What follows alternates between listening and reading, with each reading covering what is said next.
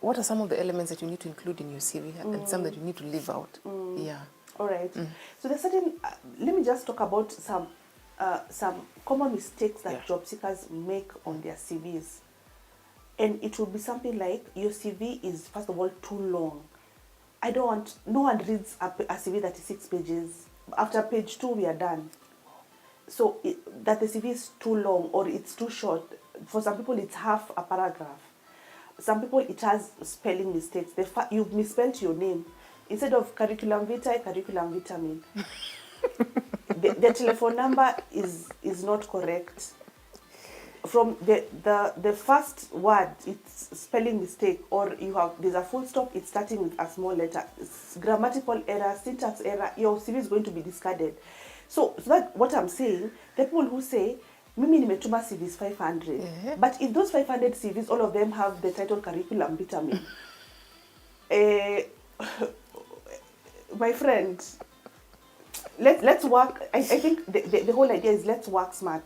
You'd rather send to two places, but it's a good CV, and that's why it's actually a good idea to invest in a CV writer, because not all of us are gifted in people are gifted differently. Me, I'm not gifted in maths. I cannot balance anyone's books to save my life. I cannot. Like, numbers just confuse me. So if you give me something in finance or accounting, you're going to kill me completely. So, I have to get someone. That's the same. There are people who are very good at what they do, honestly, but they cannot put themselves on paper.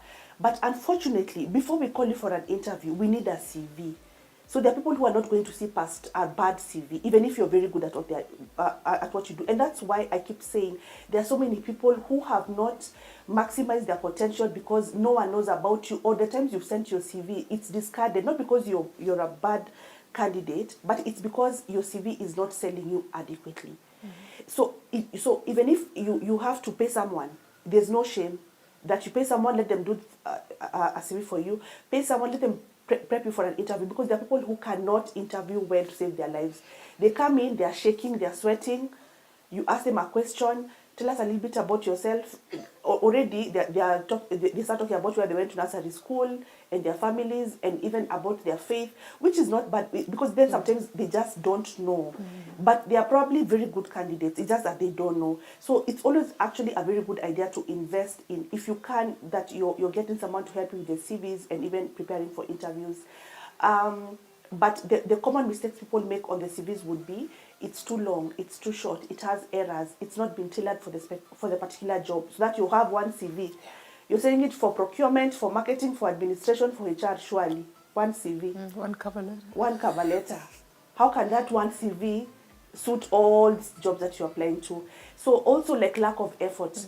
Nowadays, sometimes you see job applications, someone has sent a CV, there are no greetings, it's just an attachment with no subject, you just send.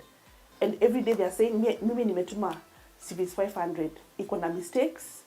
There's no body in that email. Maybe someone has told you specifically, attach CV and cover letter. There's no CV, there's no cover letter.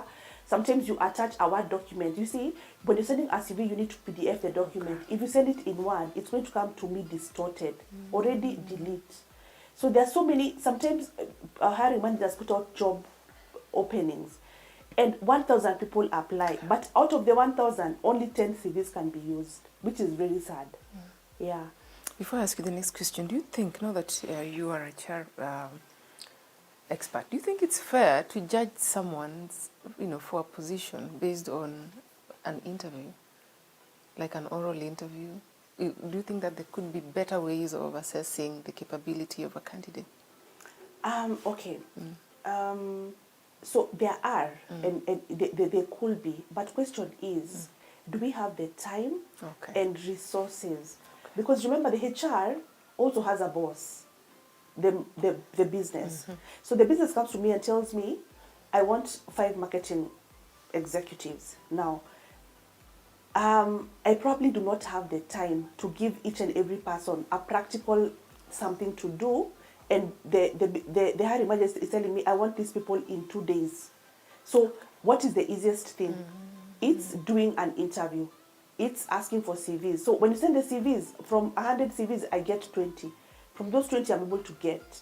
So it's not that there are probably other better ways. But then people will always use what they've done before and it works. You know, they probably don't want to reinvent the wheel. But I do agree there are probably other better, creative, more effective ways. But when you think about it's a cost issue and a time issue and an effectiveness issue, then that's why most people are usually judged by how well they perform during an interview. During an interview. You know, closely linked to that is, of course, I remember, was it Sonko, a former governor of Nairobi, who was saying something about urging Kenyans not to lie on their CV.